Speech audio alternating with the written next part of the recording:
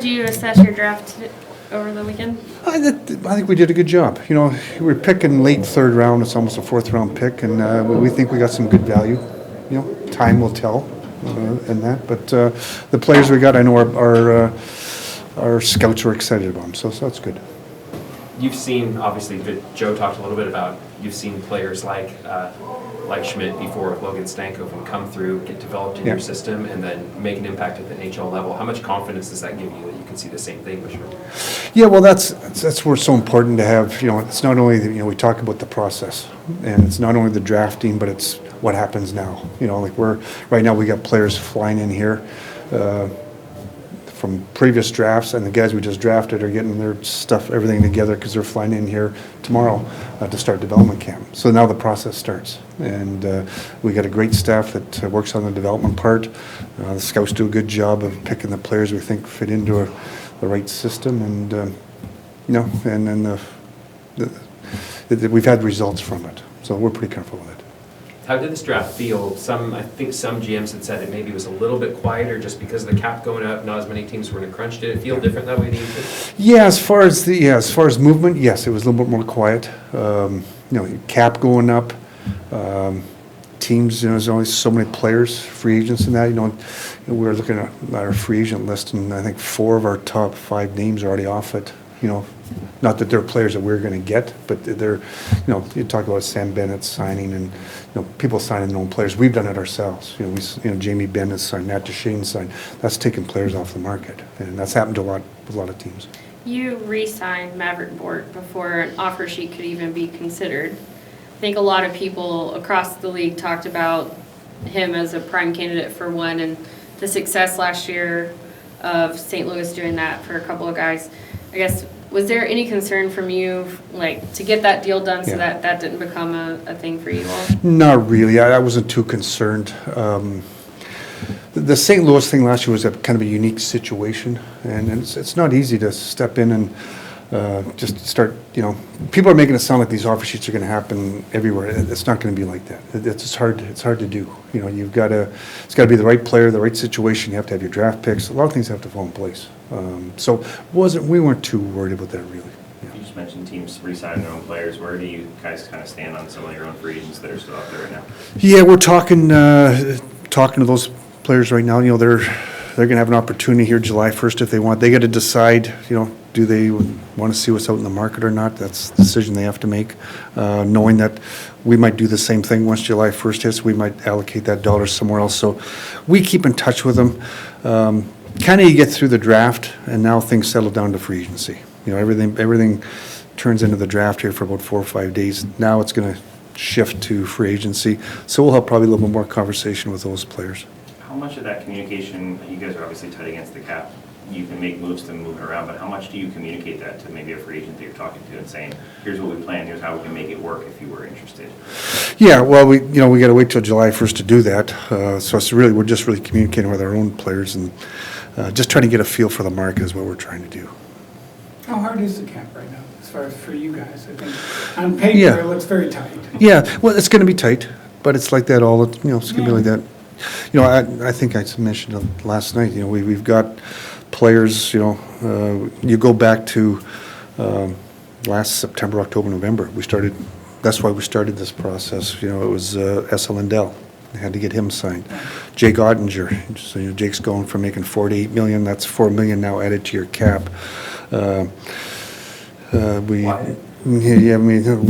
goes from making $1 million to making $8.4, so he gets $7. So what people forget, we had a pretty unique situation because of our injuries, which we never thought you never plan. You can't plan for injuries. Sagan goes in LTI. Miro Haskin gets injured. Lundqvist gets injured. That changed our whole cap situation, the LTI situation, and because of that, now we're able to make some trades. That's the only reason we get Rantanen. So, and he goes, when we made the trade for Rantanen, he was $4 million on our cap. Half of that was eaten there was another trade before that happened, and half his salary, which was around $9 million, whatever it was, half of that was taken by Carolina. Well, actually, no, by Chicago. Chicago. So there's another piece to it. So when we traded for him, his cap, it was only $4 million. Well, now this year it's 12. So the cap has gone up, but we've got good players. It's a good problem to have, I guess, is the way to put it. We got good players, and they deserve to get paid what they get paid, and so that's why we're up against the cap. It's osmosis. It's going to happen. They're good players, and they deserve to get paid, so that's what we're dealing with. Quick housekeeping question, just about the assistant coaches. I know at the time when you mentioned that you guys had talked and Pete wasn't Yeah. coming back, you'd said they were still at that moment in the plan. Did conversations kind of happen after that with each of those coaches, with Misha and Spot? The Misha Hockey Canada got hold of me. You know, I'm with actually, you know, with Team Canada, I'm with the Olympic team and that. So I'm in contact with Hockey Canada all the time, and I know them very well. And they approached us and said, you know what, they're changing their structure in Hockey Canada. And Misha's got a great history with Hockey Canada going back a long time, and they presented an opportunity for him to expand his coaching. You know, and Misha really, if you look back in his history, being an assistant coach, you know, it was kind of a new step for him even coming here, and so he took that on, does a great job with it. Now it's an opportunity for him to become a head coach. So I sat down with him and said, hey, Hockey Canada's approached me with an opportunity. What career path do you want to go? And it's an opportunity hard to say no to. I said, Misha, I don't want to lose you, but what an opportunity. You get to work for Hockey Canada. He's got a vice president role with them. He gets to work for them. He's going to help coach the World Junior teams. He's going to be head coach of the World Championship men's. What a great opportunity for your resume. And so it's something like I said, I didn't want to lose him, but what an opportunity for him. And that's how we kind of operate here.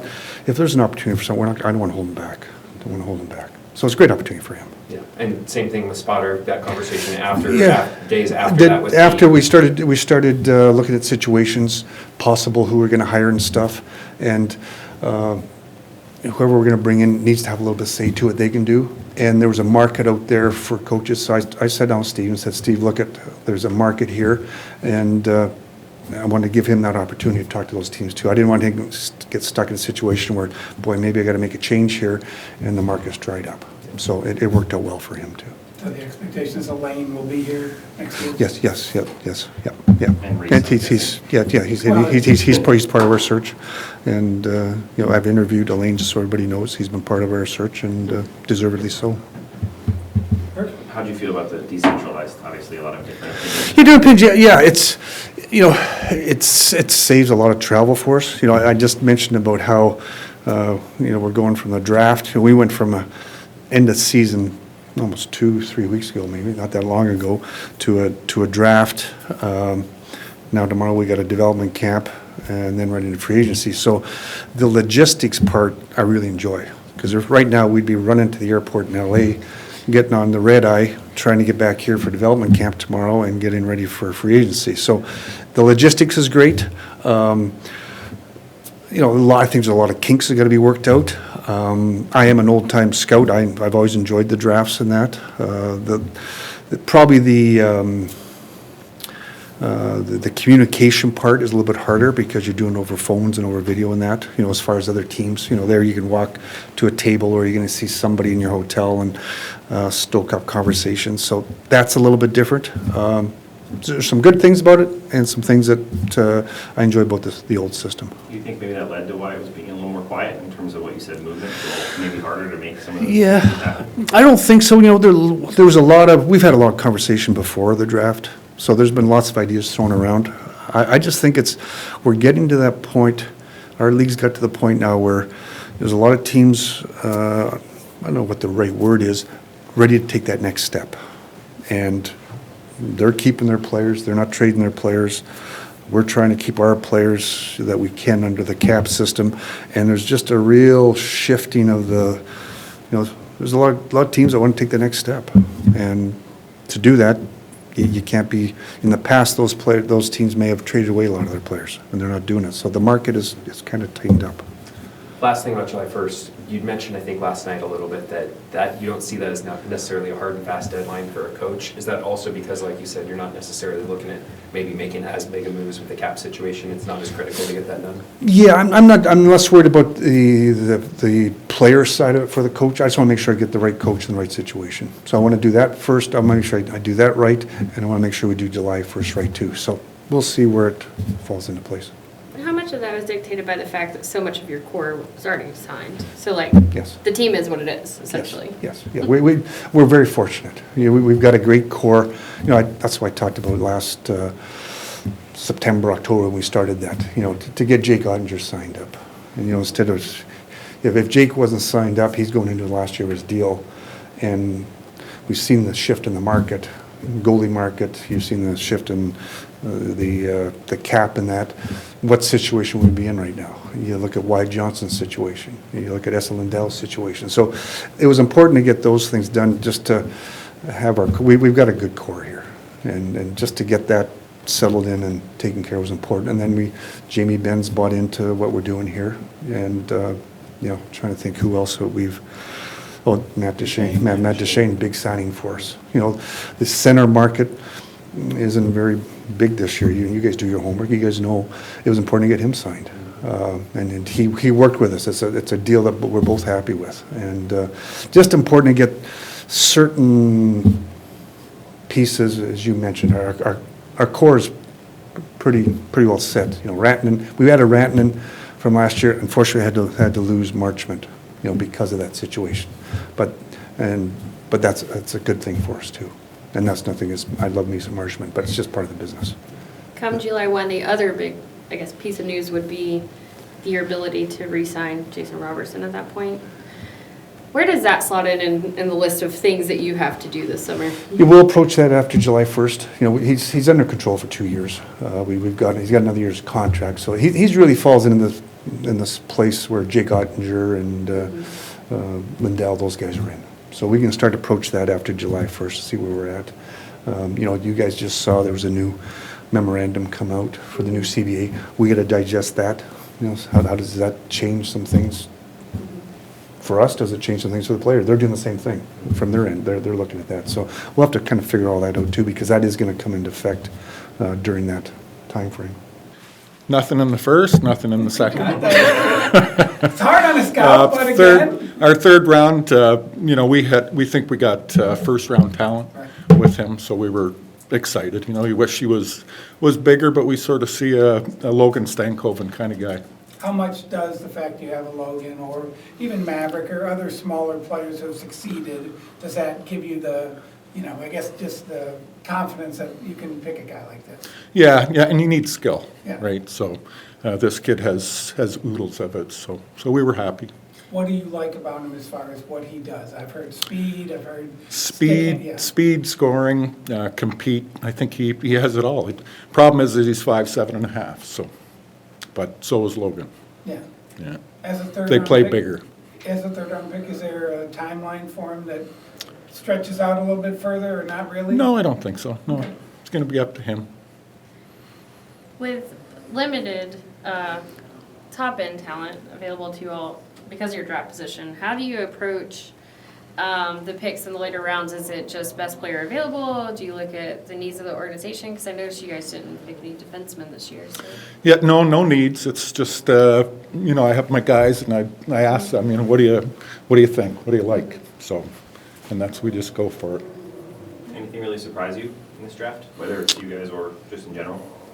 A lot of big defensemen early on, for sure. So it was, you know, interesting in that way. We didn't get any, but Can you go We'll through work on on the it. next, however, what is that, third, fourth, fifth, sixth, who you got? well, you might have to help me out here. Okay. Mans Goose, 6'5" goalie.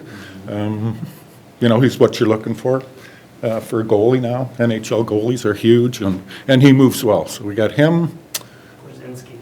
Good second half of the season with him.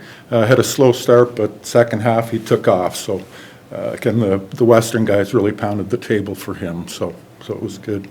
You got a Finn. Yoki, yeah, the Finn, hardworking, compete off the charts. That's what he is. And Paquette, I think it's your last. Paquette, a 19-year-old kid, scored 37 last year, going to Guelph, going to be the leader there, so it's, he's older, but it's going to work out for him. Sharky, again, high compete off the charts. Shane Turner really beat the table for him, so he's going to be exciting.